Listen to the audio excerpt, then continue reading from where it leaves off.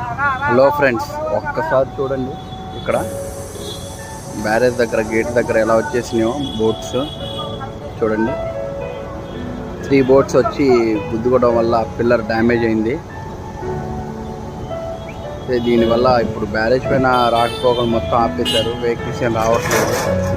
చూడొచ్చు మీరు, అటు ఎవరు అటువైపు కానీ ఇటువైపు కానీ వెళ్ళటానికి లేదు.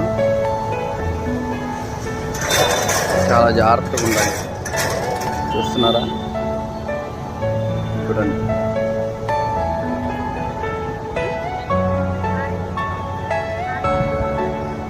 ఎవరైతే వాటర్లో నీళ్ళలో ఇల్లు మునిగిపోయి ఉన్నాయో వాళ్ళు చాలా జాగ్రత్తగా ఉండండి.